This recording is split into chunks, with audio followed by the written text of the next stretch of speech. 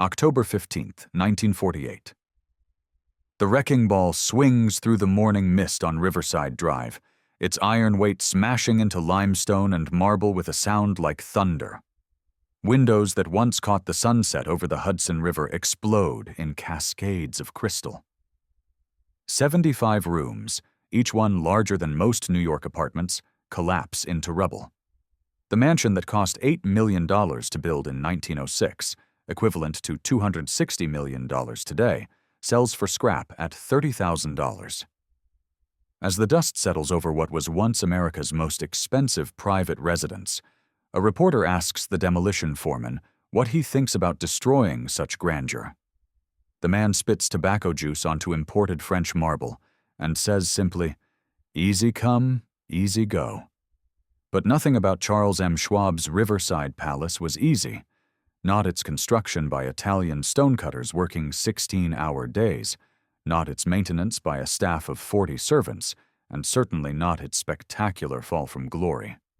This is the story of how one man's monument to success became Manhattan's most expensive pile of rubble, and what its rise and ruin reveals about the dark machinery behind America's Gilded Age dreams.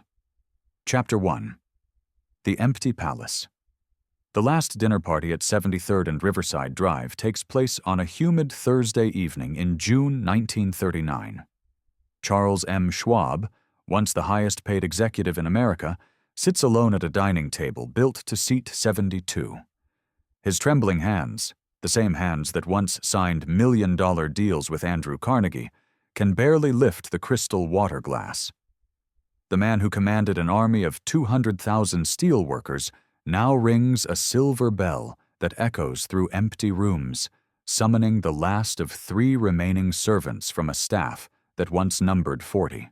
This scene, an old man dining alone in a 75-room mansion he can no longer afford to heat, would become the defining image of Gilded Age excess meeting Great Depression reality.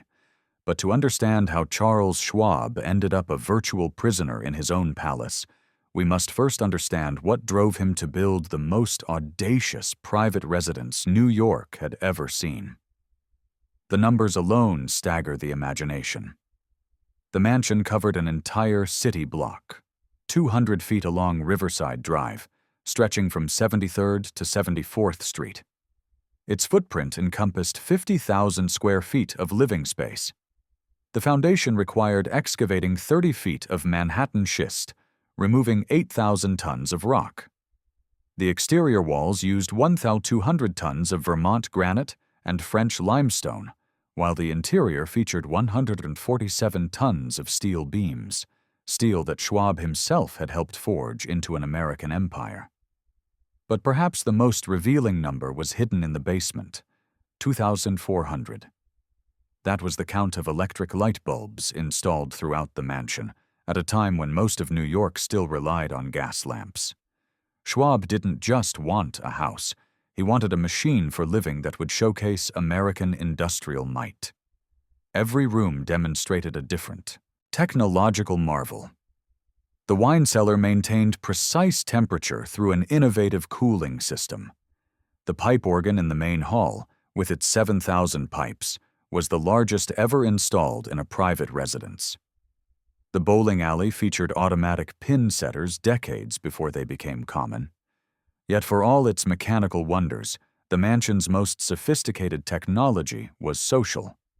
Schwab designed his palace as a precise instrument for displaying and maintaining power. The main entrance hall, rising 60 feet to a glass dome, was calculated to make visitors feel appropriately diminished. The private elevator that whisked Schwab from his bedroom to his private entrance allowed him to avoid unwanted encounters. The telephone system, with 52 extensions, let him monitor conversations throughout the house. The architect, Maurice Heber, later admitted that Schwab had been obsessed with creating psychological effects. Every room was staged to tell a story about its owner's journey from Pennsylvania poverty to Manhattan magnificence. The library held 4,000 volumes that Schwab never read, selected by a decorator for their binding colors. The art gallery displayed $2 million worth of paintings, chosen not for their artistic merit, but for their impressive gold frames and enormous size. This obsession with appearance over substance would prove prophetic. Behind the mansion's limestone facade, a more troubling story was already beginning. The Italian stonecutters who carved the elaborate cornices were paid $1.50 for a 12-hour day, less than Schwab spent on a single orchid for his lapel. The Irish laborers who installed the heating system earned $8 a week while working in temperatures that regularly exceeded 100 degrees in the submarine-level boiler rooms. When 3 workers died during construction, 1 falling from scaffolding, 2 from heat exhaustion, their deaths weren't reported in any newspaper that covered the mansion's progress. The morning after that final dinner party in 1939, Charles Schwab suffered a heart attack in the same master bedroom where he had once entertained kings and presidents. As the ambulance carried him away, he would die 2 months later. Neighbors reported seeing something strange. The mansion's 2,400 light bulbs, which had been gradually going dark as Schwab's fortune dwindled, suddenly blazed to life one last time. For a few moments, the palace glowed against the dawn sky like it had in its glory days. Then, one by one, the lights went out forever. Chapter 2. The Boy from Loretto. Understanding Charles Schwab's mansion requires understanding the hunger that built it, a hunger born in the coal-dust poverty of Loretto, Pennsylvania, in 1862. Schwab's father, John, was a failed wool merchant turned laborer who earned $40 a month when he worked, which wasn't often. His mother, Pauline, took in washing from the mine manager's wives, her hands cracked and bleeding from lye soap, while young Charlie watched and made a promise to himself that his mother would never wash another stranger's clothes. This childhood vow would drive Schwab to accumulate one of America's great fortunes, and ultimately to lose it in spectacular fashion. But in 1879, as a 17-year-old grocery clerk in Braddock, Pennsylvania, all he knew was that Andrew Carnegie's Edgar Thomson Steel Works, belching fire and smoke across the Monongahela River, represented escape from everything he feared becoming. Schwab's rise through Carnegie Steel reads like industrial mythology. Starting as a $1-a-day laborer driving stakes, he taught himself engineering at night, memorizing the heat tolerances of different steel alloys and the names of every worker in his section. By age 25, he was superintendent of the Homestead Works. By 35, he was president of Carnegie Steel. When J.P. Morgan orchestrated the creation of U.S. Steel in 1901, he made Schwab its first president at a salary of $2 million a year, roughly $70 million in today's money. But salary was just the beginning. Schwab's real fortune came from stock manipulation and insider trading that would be illegal today. When U.S. Steel formed, he received $25 million in bonds for his Carnegie Steel shares. He then used his position to drive up U.S. Steel stock prices through strategic announcements and production reports, selling at peaks he himself created. Between 1901 and 1903, while planning his mansion, Schwab accumulated a fortune estimated at $40 million, over $1.3 billion today. It was during this period of seemingly unlimited wealth that Schwab decided he needed a New York residence befitting his status. But his choice of location revealed deep insecurities that money couldn't cure. Fifth Avenue was where established society lived, the Astors, Vanderbilts, and old Knickerbocker families who viewed Schwab as new money from the provinces. They had blocked his application to the Union Club and snubbed his wife at charity events. So Schwab chose Riverside Drive, then considered the wrong side of Central Park, and declared he would build something that would make Fifth Avenue look quaint. He paid $850,000 cash for the entire block between 73rd and 74th Street, a sum that shocked even the wealthy. When asked why he needed so much space, Schwab replied, "I don't want to see my neighbors washing." The comment, reported in the New York Times, revealed everything about Schwab's psychology. The boy who watched his mother scrub other people's laundry was building a fortress against the possibility of ever being that vulnerable again. Every room would be a bulwark against poverty, every marble column a declaration that Charles M. Schwab had arrived. The architect Schwab chose, Maurice Hebert, was himself an outsider, a French designer trying to establish himself in New York society. Together they created plans that broke every rule of Manhattan residential architecture. Where other mansions built up, Schwab's spread out. Where others chose restraint, Schwab demanded excess. The plans called for a swimming pool larger than those at most athletic clubs, a gymnasium that could accommodate basketball games, and stables for 20 horses even though Schwab didn't ride. But the most telling detail in the plans was a private apartment, completely separate from the main house, connected only by an underground tunnel. This would be Schwab's real retreat, 6 rooms where he could escape the performance of wealth his public rooms demanded. Here, the decoration was simple, almost austere. A single bedroom, a small study, a bathroom with ordinary fixtures. It was as if, having built a stage set for Charles Schwab, the steel magnate, he needed a hiding place for Charlie from Loretto. The groundbreaking ceremony on March 15, 1902, was itself a carefully orchestrated display of power. Schwab arranged for a golden shovel, costing $3,000, and invited 100 guests, including J.P. Morgan, John D. Rockefeller, Jr., and Senator Mark Hanna. But he also invited something else: the entire workforce from the Bethlehem steel plant he had recently purchased. 500 steelworkers were transported to Manhattan, given new suits, and positioned where newspaper photographers could capture them watching their boss break ground on his palace. The symbolic message was clear. American industrial might, embodied in these workers, was building this monument to American success. What the newspapers didn't report was that many of these same workers were living in company housing without indoor plumbing, or that their children were leaving school at age 12 to work in the same mills that were making Schwab rich beyond imagination. Chapter 3. An Army of Builders. At 5:30 a.m. on April 1, 1902, before the sun touched the Hudson River, the first workers arrived at the Riverside Drive construction site.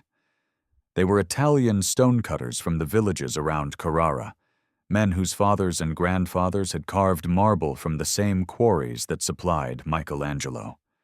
Now they stood in the Manhattan mud, studying blueprints for cornices and capitals that would dwarf anything their ancestors had created, while foremen shouted instructions in English they barely understood. The construction of Schwab's mansion would ultimately employ 1,600 workers over 4 years, a hidden city of laborers whose stories were never recorded in the society pages that breathlessly tracked each phase of the palace's rise.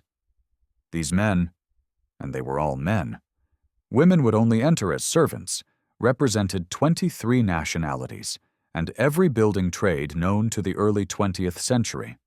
But their diversity masked a rigid hierarchy as stratified as any medieval court. At the top were the European craftsmen, Italian marble workers, French decorative plasterers, German woodcarvers, and English stained glass artists. Schwab paid premium wages to import these specialists, some earning as much as $5 a day.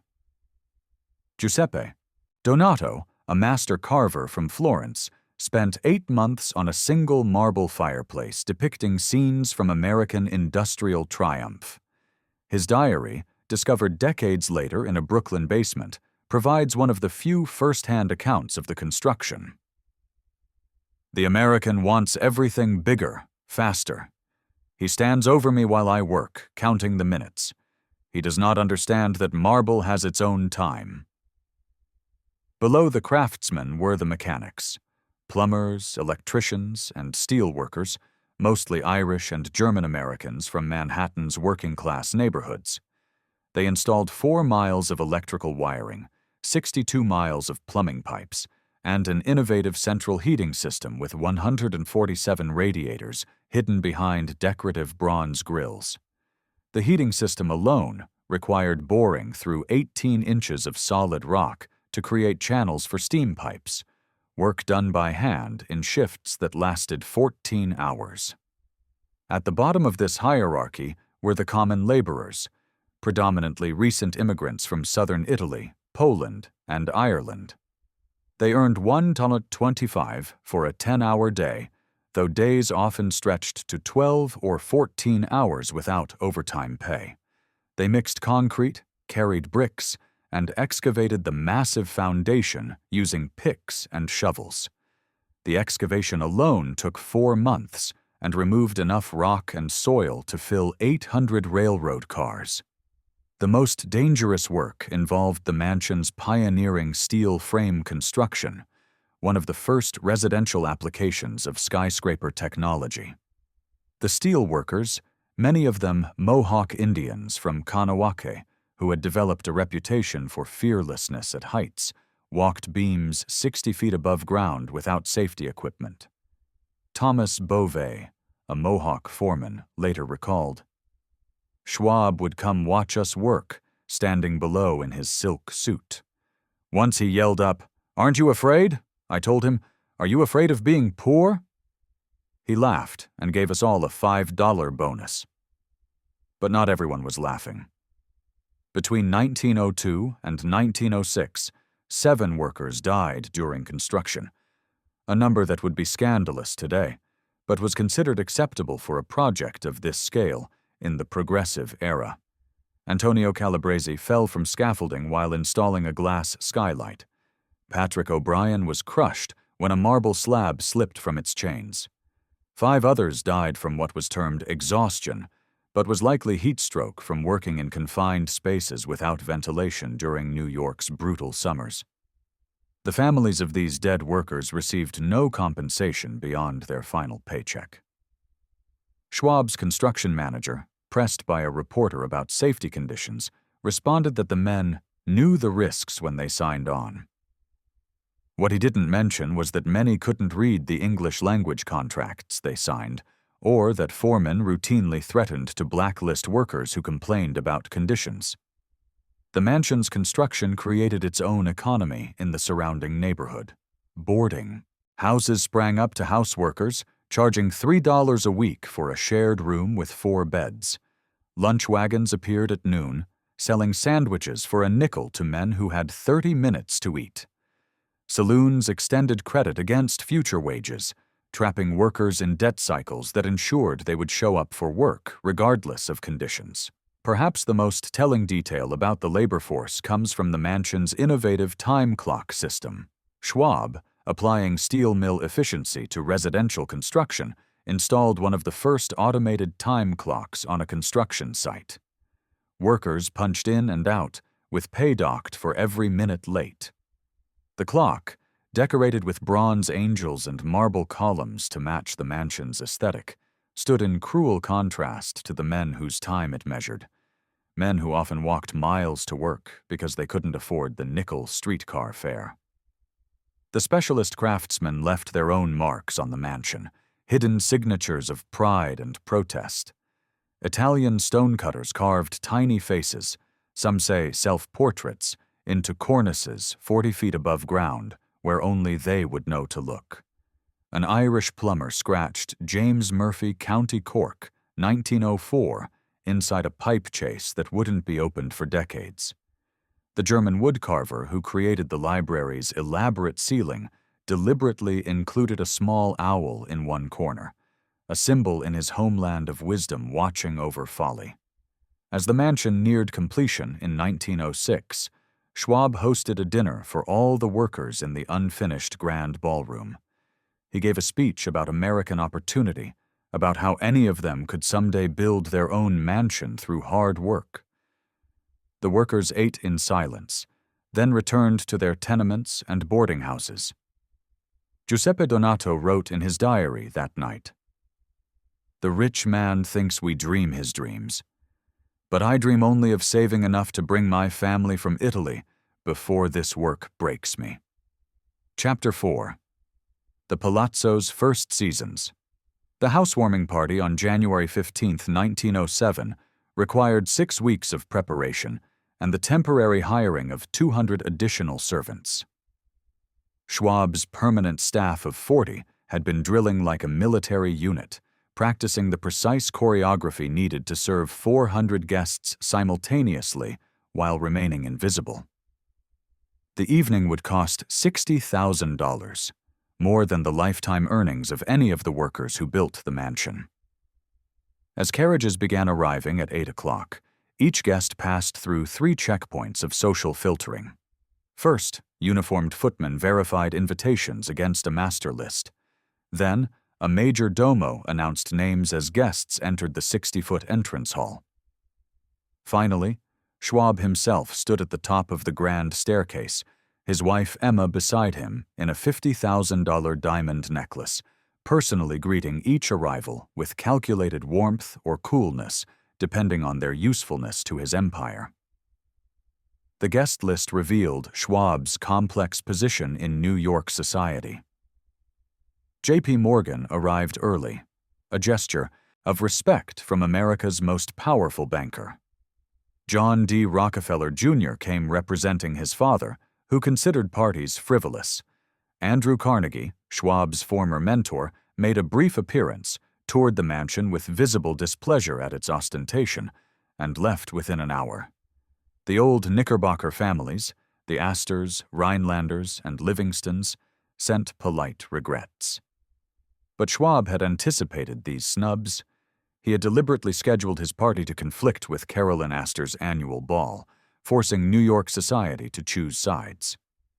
Those who chose Schwab's mansion over Mrs. Astor's ballroom were making a statement. New industrial money was displacing old colonial fortunes. The New York Times society reporter noted, with barely concealed sarcasm, that Schwab's party attracted all the most ambitious members of society, code for social climbers, and new money. The mansion's daily operations in those first years required a precision that rivaled Schwab's steel mills. The 40 permanent staff members operated in a hierarchy as rigid as any factory. At the top was James Morrison, the English butler Schwab had poached from the Vanderbilts with a salary of $3,000 a year. Below him were 2 under-butlers, 6 footmen, a chef, and 4 kitchen assistants, 8 housemaids, 4 laundresses, 2 engineers for the heating and electrical systems, 6 gardeners, 4 stable hands, and various specialists including a full-time organ tuner and a silverware polisher whose only job was maintaining the 3,000-piece silver service. The servants' world existed in parallel to the mansion's public spaces, but remained carefully hidden. A network of service stairs, concealed behind wall panels, allowed staff to move between floors without being seen. The kitchen, large enough to prepare meals for 500, was connected to the dining room by a system of dumbwaiters and warming cabinets that ensured food arrived at precisely the right temperature. The laundry, equipped with industrial-scale mangles and drying rooms, processed 1,000 pieces weekly. Emma Schwab, raised in a modest Presbyterian household in Loretto, struggled with managing this domestic empire. Her diary, discovered during the mansion's demolition, reveals a woman overwhelmed by the demands of her position. Charles insists on formal dinner every evening, even when we dine alone. 7 courses, full service, evening dress required. I long for the simple meals of my childhood. The mansion's operating costs were staggering even by Gilded Age standards. Monthly expenses averaged $40,000, including servants' wages, $8,000 food and wine, $12,000 heating and electricity, $3,000 maintenance and repairs, $5,000 entertainment and parties, $10,000 miscellaneous, flowers, carriages, etc. $2,000. These figures meant that simply maintaining the mansion cost nearly $500,000 annually, at a time when the average American family lived on $750 per year. The mansion's most spectacular entertainment was Schwab's Industrial Triumph Ball in March 1908, celebrating the success of Bethlehem Steel. He transformed the ballroom into a replica steel mill, complete with working miniature furnaces that shot harmless colored flames. Waiters dressed as steelworkers served champagne in custom-made glasses, shaped like tiny crucibles. The orchestra, dressed in workers' overalls, played waltzes on a stage designed to look like a factory floor. The party was intended to celebrate American industrial might, but it revealed something darker about Schwab's psychology. While guests danced, actual Bethlehem steel workers were locked out of their plant in a labor dispute over wages. The contrast between the party's theatrical workers serving champagne and real workers struggling to feed their families created a scandal that even Schwab's friendly press couldn't ignore.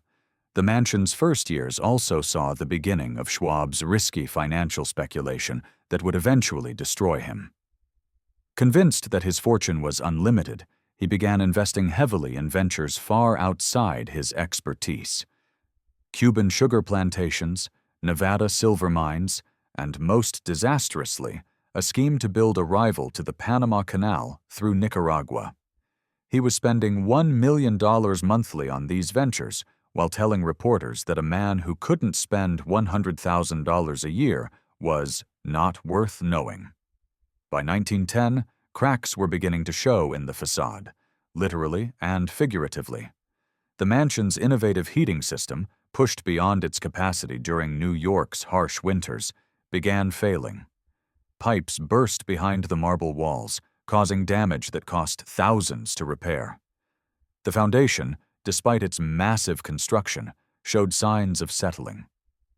Water seeped into the wine cellar, destroying $200,000 worth of vintage bottles. But the most significant crack was in Schwab himself. The man who had built his fortune on 12-hour workdays and obsessive attention to detail was increasingly absent, pursuing pleasure in European casinos and on his 247-foot yacht, the third largest private vessel in the world. The mansion he had built as a monument to his success was becoming a museum to an era already passing, and Schwab seemed to be the only one who couldn't see it. Chapter 5. The Hidden Labor of Luxury. Mary O'Sullivan arrived at the servants' entrance of the Schwab Mansion at 4:45 a.m. on a February morning in 1909, her breath visible in the pre-dawn cold. As a second housemaid, she earned $18 a month, less than Schwab spent on a single bottle of wine. But the position was coveted among Irish immigrant girls because it included room and board. What the employment agency hadn't told her was that she would share that room with 3 other maids in the attic, where temperatures dropped below freezing in winter and exceeded 100 degrees in summer. The servants' quarters occupied the mansion's 5th floor and basement, spaces carefully designed to be invisible from the main floors. These areas, totaling 8,000 square feet, housed 40 human beings whose labor made the Schwab's lifestyle possible. The contrast between these spaces and the public rooms below was stark. Bare wooden floors instead of marble, single light bulbs instead of crystal chandeliers, narrow iron beds instead of hand-carved mahogany furniture. The daily routine for household staff began before dawn and ended after midnight. Mary's diary, preserved by her granddaughter, provides a rare inside view of servant life. Up at 4:30 to start fires in 16 fireplaces before the family wakes. Breakfast for staff at 5:30. Porridge and bread, eaten standing in the kitchen. Then cleaning the main rooms before family comes down. We must be invisible. If Mrs. Schwab sees us working, we're fined a day's pay. The mansion's labor system operated on a principle of orchestrated invisibility. Servants used separate staircases, timed their movements to avoid family members, and were forbidden from making eye contact with guests.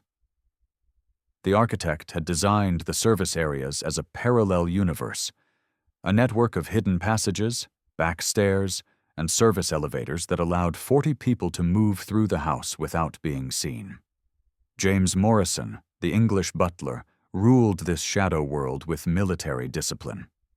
He had served in British colonial households in India before coming to America, and he brought with him a rigid hierarchy that assigned each servant a precise rank and set of duties.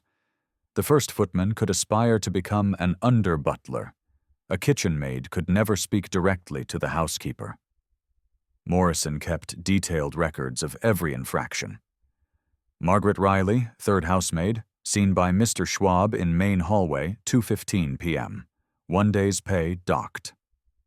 The kitchen staff, led by French chef Auguste Beaumont, operated as its own feudal kingdom. Beaumont, who earned $200 a month, more than most servants made in a year, presided over elaborate meal preparations that began at 3 a.m.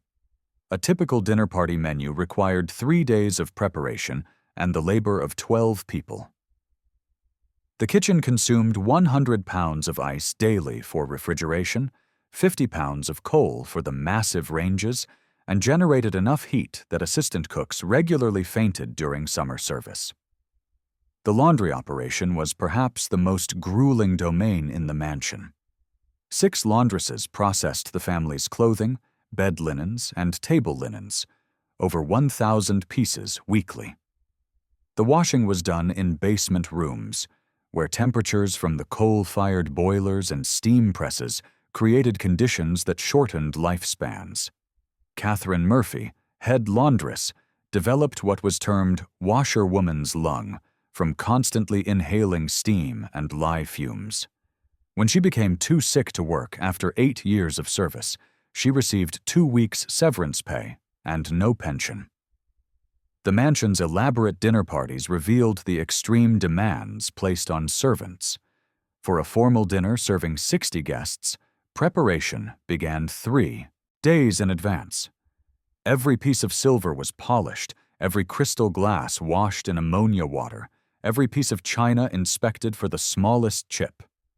The actual service required military precision.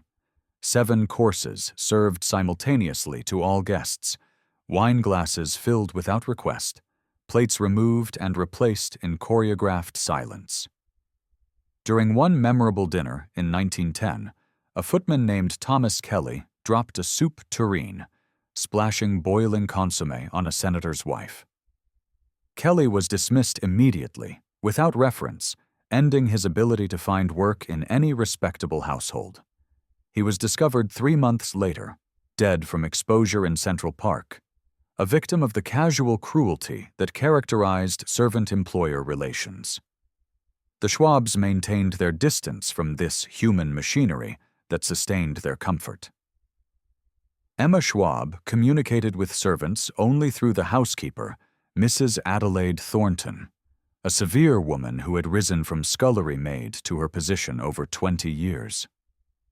Mrs. Thornton's account books, preserved in the New York Public Library, reveal the brutal economics of servant life. Charges for broken dishes, uniforms, medical care, and even candles used after hours were deducted from already minimal wages. The servants' health was considered only in terms of their ability to work. When Spanish flu struck New York in 1918, 12 staff members fell ill simultaneously. Rather than providing medical care, Schwab simply hired temporary replacements, housing the sick servants in an unheated carriage house until they either recovered or died. 3 didn't survive. Despite these conditions, positions in the Schwab Mansion were highly sought after. The alternatives for immigrant women were sweatshop labor or prostitution. For immigrant men, it was construction work or factory labor. The mansion at least offered regular meals and shelter, even if both came at the cost of freedom and dignity. Some servants found ways to resist. They developed their own economy, selling leftover food to neighbors, taking bribes from tradesmen for preferential treatment, and borrowing items that wouldn't be missed. Mary O'Sullivan's diary mentions servants secretly using the mansion's facilities. Last Tuesday night, after the family retired, We held Margaret's wedding reception in the ballroom. 40 of us, dancing where millionaires waltzed. For 3 hours, the mansion was ours. Chapter 6. The Gathering Storm. The telegram arrived at the Schwab Mansion on October 24, 1929, at 3:47 p.m., just as Charles Schwab was preparing for another elaborate dinner party. His personal secretary, William Crawford, would later testify that Schwab read the message 3 times before crushing it in his fist and dismissing the entire household staff for the evening. An unprecedented action that sent rumors flying through the servants' quarters. The telegram's contents were simple. Bethlehem stock collapsed. Margin calls exceed available assets. Advise. Immediate action. Black Thursday had arrived, but Schwab's financial catastrophe had been building for years. His gambling debts from Monte Carlo alone exceeded $2 million. His investment in the failed Nicaragua Canal project had cost him $8 million. His Cuban sugar plantations, devastated by hurricanes and falling prices, were hemorrhaging $100,000 monthly. The mansion that had symbolized his triumph was now a monument to his excess, and it was about to become his prison. In the weeks following the crash, Schwab attempted to maintain appearances. The 40 servants remained on staff, though their wages were cut by half. Dinner parties continued, though the guest lists grew shorter as former friends distanced themselves from financial contagion. The heating system ran only in the rooms Schwab actually occupied, leaving vast sections of the mansion cold and dark. Ice formed on the inside of windows in the unused ballroom where hundreds had once danced. Emma Schwab's diary from this period reveals a household in collapse. Charles refuses to acknowledge reality. Tonight he ordered Auguste to prepare dinner for 30, though we both knew no one would come. We sat at opposite ends of the great table, 70 feet apart, eating in silence while 30 empty places stretched between us. The servants stood at their posts, pretending not to notice we were alone. By January 1930, Schwab owed $8 million to various creditors, with the mansion itself mortgaged 3 times over. Chase National Bank held the primary mortgage of $4 million. Bethlehem Steel, the company Schwab had built, held a second mortgage of $2 million, a bitter irony that his own creation would help destroy him. Various personal creditors held claims totaling another $2 million, secured by the mansion's contents. The art collection was the first to go. Dealers arrived with bank officials to catalog and remove paintings, sculptures, and tapestries. Schwab watched from his bedroom window as they carried away a Rembrandt he had bought for $400,000, now valued at $50,000 in the collapsed market. The rare books followed, then the silver, then even personal items like Emma's jewelry and furs. Each removal was precisely documented. 1 sterling silver punch bowl, weight 47 pounds, valued at $100 to $200, applied against debt of... The staff exodus began in March 1930. Morrison, the butler, departed first, taking a position with a Texas oil family. The French chef returned to Paris. One by one, servants left for positions that actually paid wages until only a skeleton crew of 6 remained. Mary O'Sullivan, the housemaid whose diary had documented the mansion's glory days, was among the last to leave. The mansion feels like a tomb. Dust covers everything we once polished daily. Mice run freely through the ballroom. Mr. Schwab wanders the empty rooms at night, talking to himself. The physical deterioration accelerated without proper maintenance. The innovative heating system, which required constant adjustment and cleaning, began breaking down. Pipes burst during the winter of 1930-31, flooding the music room and destroying the parquet floors. The elevator stopped working and couldn't be repaired. Schwab couldn't afford the service call. The elaborate electrical system began failing, leaving entire wings in darkness. Schwab's health deteriorated along with his mansion. The man who had once worked 18-hour days now spent most of his time in bed, suffering from what doctors called nervous exhaustion, likely severe depression. He refused to leave the mansion even as it crumbled around him, convinced that abandoning it would be admitting final defeat. He began exhibiting signs of paranoia, installing new locks on doors to rooms that contained nothing worth stealing. In a desperate attempt to save the mansion, Schwab proposed converting it into a museum or cultural center. He approached the city with an offer. He would donate the building if they would maintain it and allow him to live in a small apartment on the premises until his death. The city declined, citing the enormous maintenance costs. He approached Columbia University, the Catholic Church, even foreign governments. All refused. The neighbors began complaining about the mansion's appearance. The once manicured gardens were overgrown with weeds. Windows were boarded up where glass had broken and couldn't be replaced. The limestone facade, without regular cleaning, turned black with soot.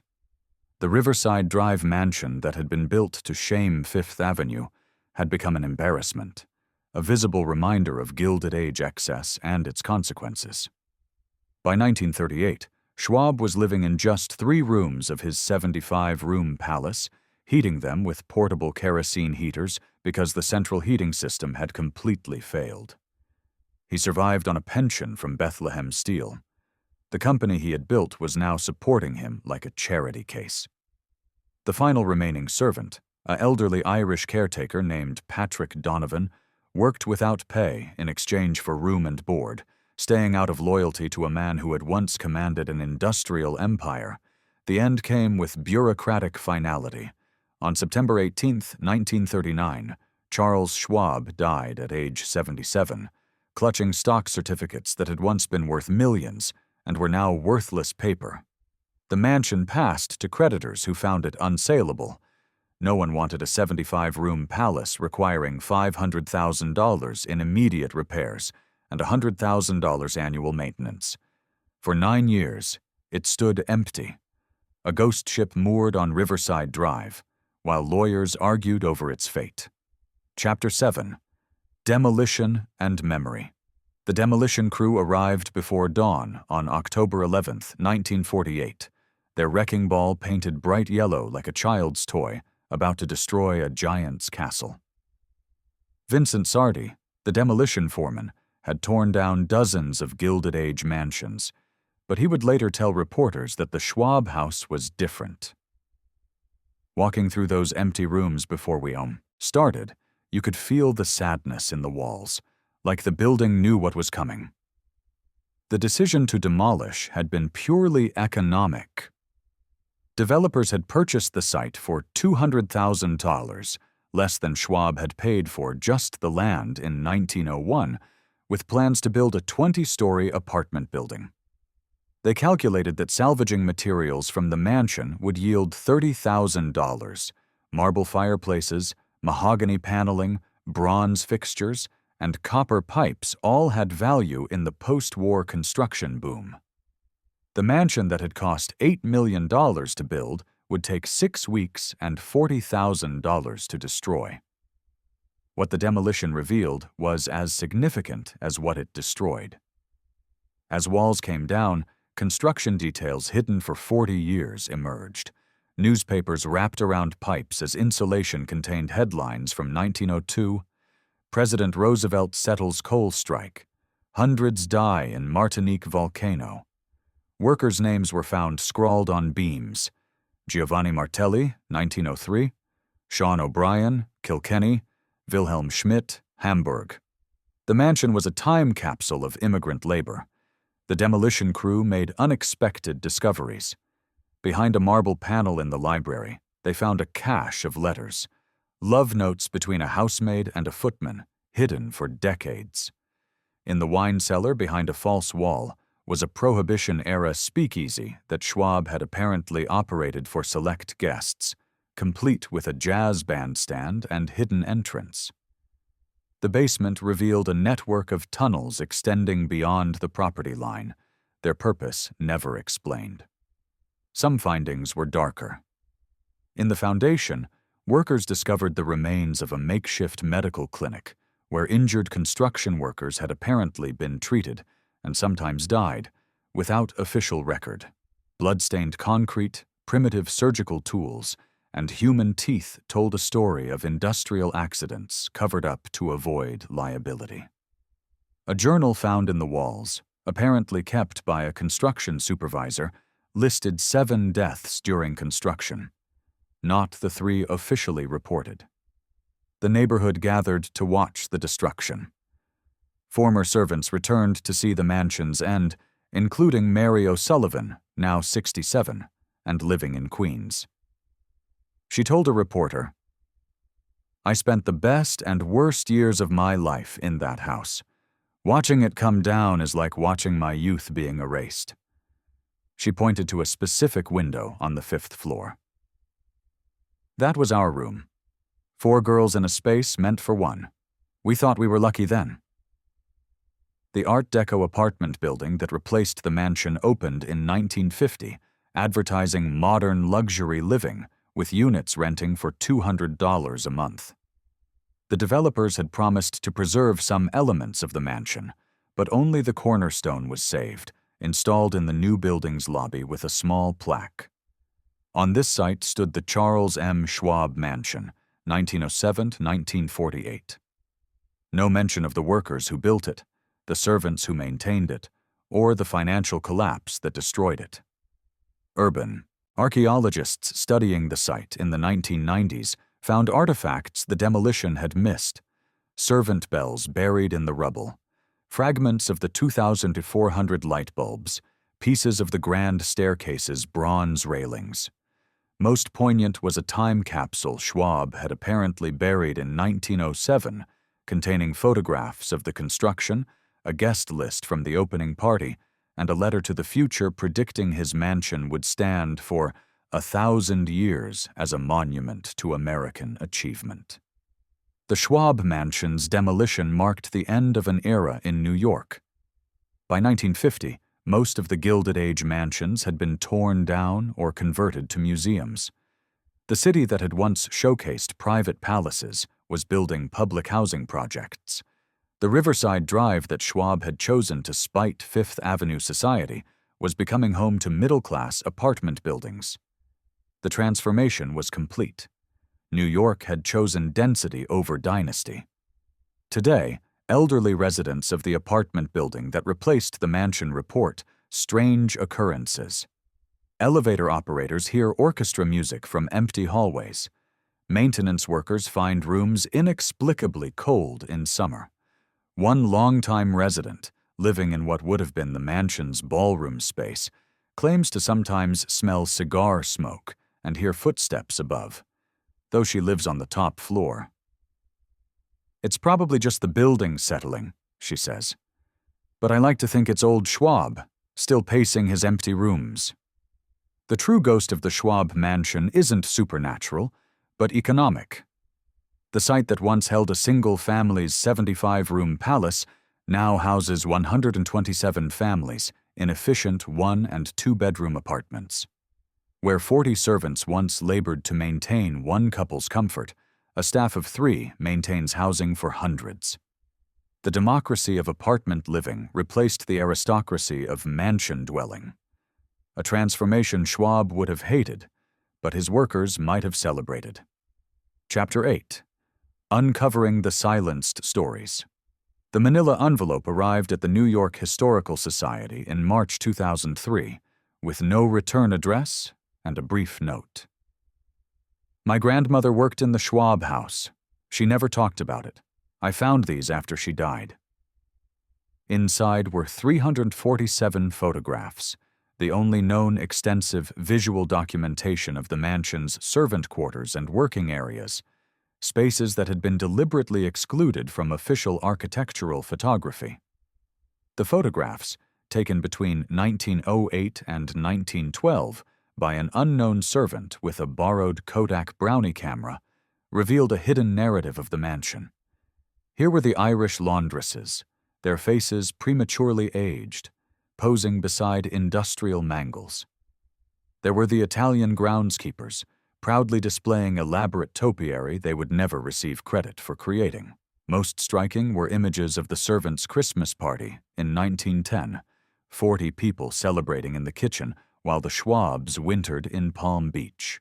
Dr. Patricia Wong, a historian specializing in Gilded Age labor, spent 2 years researching these photographs, tracking down descendants of the servants pictured. Her findings, published in 2005, revolutionized understanding of mansion life.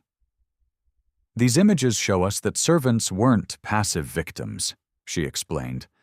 They created their own culture, their own communities, their own forms of resistance within these spaces of extreme inequality. The research revealed names and stories that had been systematically erased from the mansion's official history.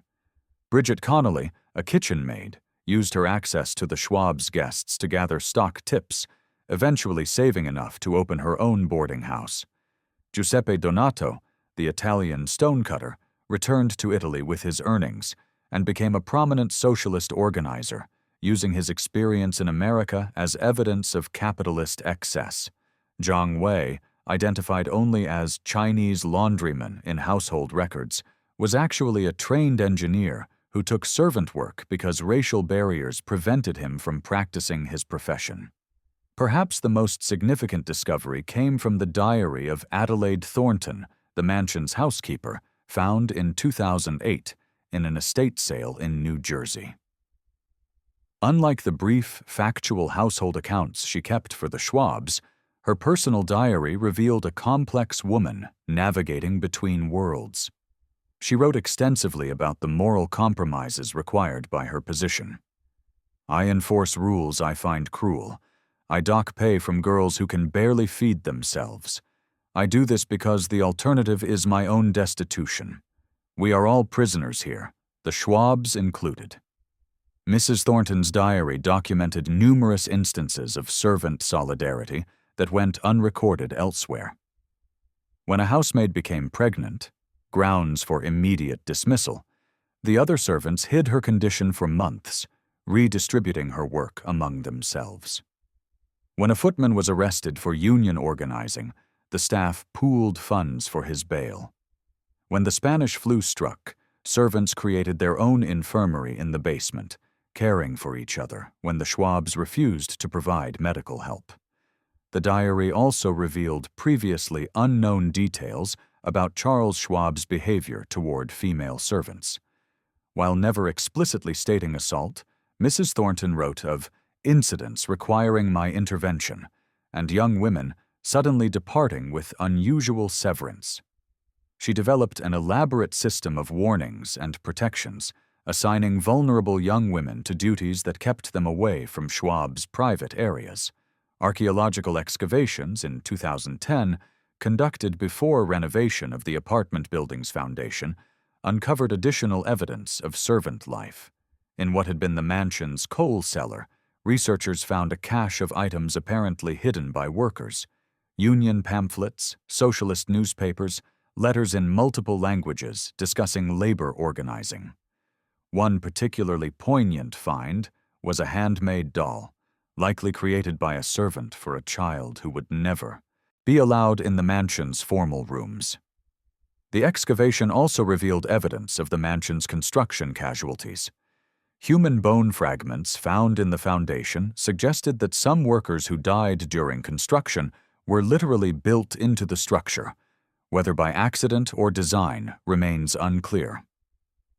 Chemical analysis of mortar samples showed traces of human blood, supporting accounts that injured workers often continued laboring while bleeding.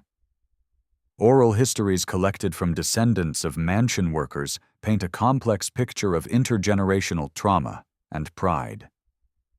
Thomas Kelly Jr., whose father was the footman dismissed for dropping soup, spent his life as a labor organizer, driven by his father's humiliation.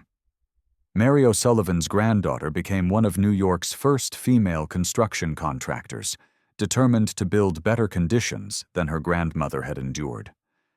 The descendants of Giuseppe Donato, the marble carver, still possess his tools and the small pieces he carved in secret. miniature versions of the mansion's grand decorations, scaled to human size. These recovered stories challenge the mansion's official narrative. The building Schwab presented as a triumph of American capitalism was actually a testament to immigrant skill, creativity, and endurance. The luxury that seemed effortless required crushing labor. The beauty that appeared permanent was maintained through constant, invisible struggle. In 2015, a smartphone app was created allowing visitors to the apartment building site to access these hidden histories through augmented reality. Point a phone at the cornerstone, and Mary O'Sullivan's diary entries appear. Stand where the kitchen once was, and hear recordings of descendants reading their ancestors' letters. The app has been downloaded 50,000 times, suggesting public hunger for these erased narratives. The recovery of these stories raises uncomfortable questions about how we memorialize the past. Every Gilded Age mansion that survives as a museum presents servant quarters as footnotes to grand ballrooms. Every historical plaque commemorates owners while forgetting builders. The Schwab Mansion is gone, but its hidden histories, now finally being told, reveal truths about American inequality that remain urgently relevant. Chapter 9. The Mansion's Shadow on Modern New York. The ghosts of the Schwab Mansion haunt contemporary New York in ways both tangible and metaphoric. In 2023, as new super-luxury developments rise along what is now called Billionaire's Row, the patterns established by Schwab's palace persist. Extreme wealth seeking physical separation from poverty, immigrant labor building monuments to inequality, and the city struggling to balance private excess with public need. The modern parallel is striking. Today's Manhattan megamansions, the $250 million penthouse at Central Park Tower, the $100 million townhouse renovations, employ similar armies of invisible labor. Construction workers from Ecuador and Honduras work 12-hour shifts, much like the Italian stonecutters of 1902. Domestic workers from the Philippines and Caribbean maintain these spaces with the same enforced invisibility that Mary O'Sullivan experienced. The technology has changed, smart home systems instead of servant bells, but the human dynamics remain remarkably consistent. Dr. Sarah Martinez, a sociologist studying wealth inequality in New York, draws direct connections. When we look at the Schwab Mansion, we're not examining history. We're looking at a blueprint that still operates. The same zip codes that housed Gilded Age mansions now contain the world's most expensive real estate. The same communities that supplied servant labor then supply service workers now. The economic mathematics are particularly revealing. Schwab's mansion cost $8 million in 1906, equivalent to $260 million today. Almost exactly the price of the most expensive contemporary Manhattan penthouse sales. His 40 servants earned a combined $96,000 annually in current dollars, while he spent that amount monthly on entertainment. Today's luxury buildings employ similar ratios. Buildings where apartments sell for $50 million employ doormen earning $40,000 annually. The apartment building that replaced Schwab's mansion offers its own lesson in urban evolution. Originally middle-class housing, it has gentrified dramatically. Units that rented for $200 monthly in 1950 now sell for $2 million. The democratization of space that the apartment building was supposed to represent has given way to a new form of exclusivity.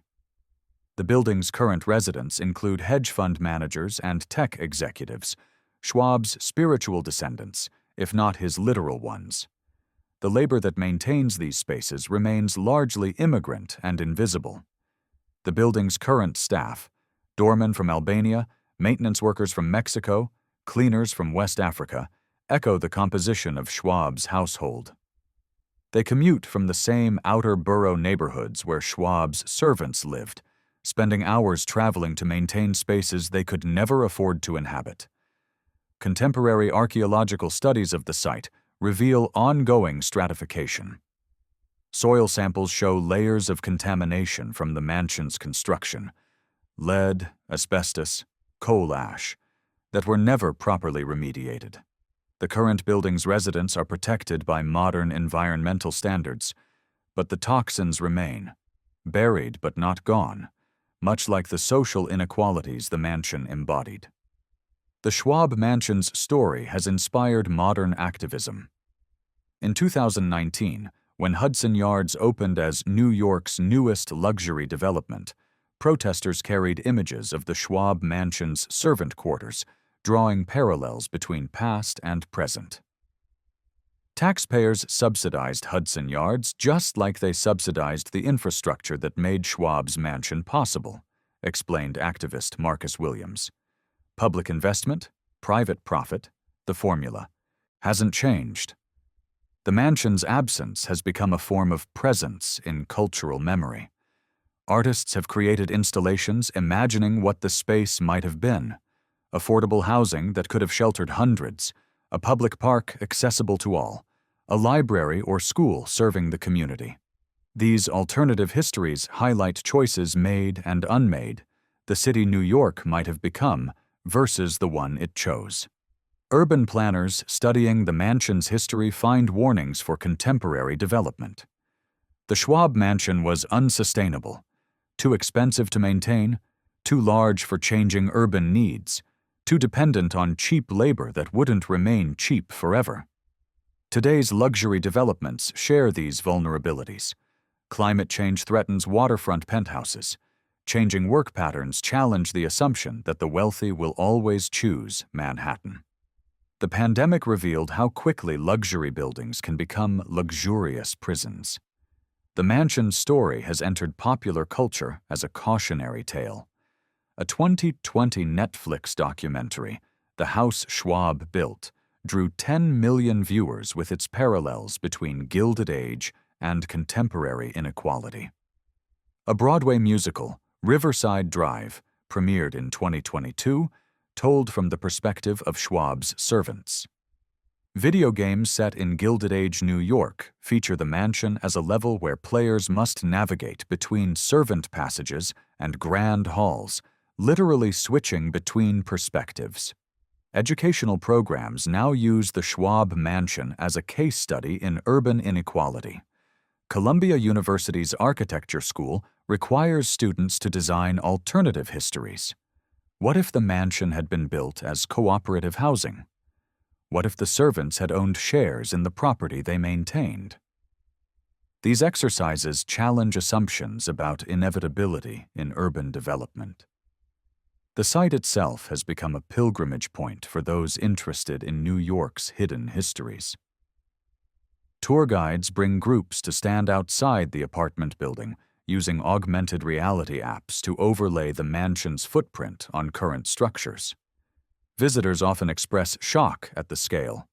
The mansion's ballroom alone was larger than most New York apartments. As New York faces contemporary crises of affordability and inequality, the Schwab Mansion story offers both warning and inspiration. It warns that unsustainable excess eventually collapses, taking fortunes and families with it. But it also inspires by showing that what seems permanent, a 75-room mansion built of marble and steel, can vanish in weeks when its time has passed. The city that replaced Schwab's palace with apartment housing made a choice about values and priorities. Today's city faces similar choices, with the mansion's ghost reminding us that nothing is too big to fail and no inequality too entrenched to challenge. Chapter 10. Conclusion. The Marble Ruins of Memory. Stand today at Riverside Drive and 73rd Street, and you'll find no monument marking where Charles Schwab's palace once dominated the Manhattan skyline. No plaque commemorates the Italian stonecutters who carved its cornices, the Irish servants who polished its marble, or the countless workers whose labor and lives built a monument to one man's ego.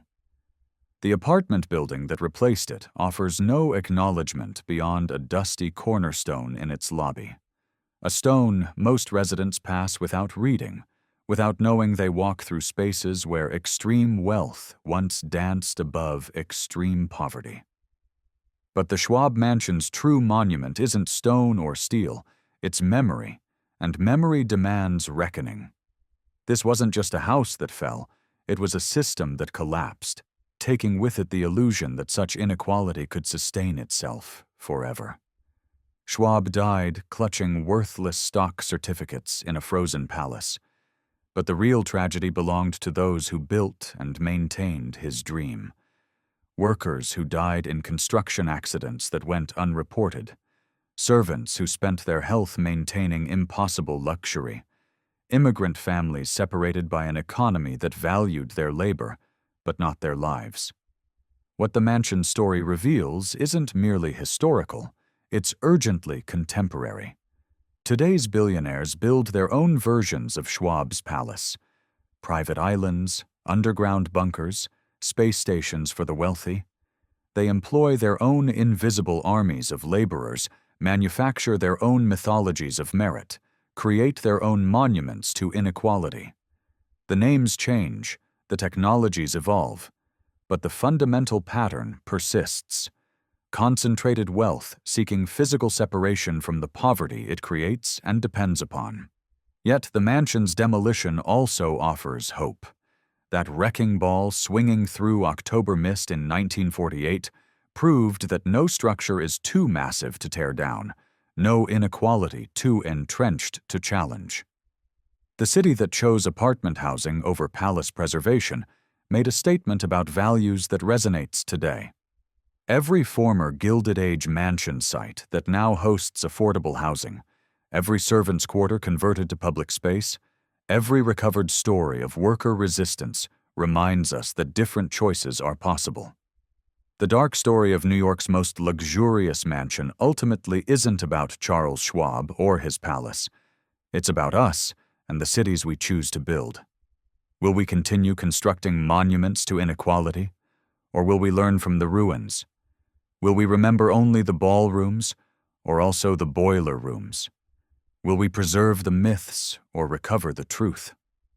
The answer lies not in the past but in the present, not in marble tombs but in living memory, not in the palaces we demolish but in the communities we build from their rubble.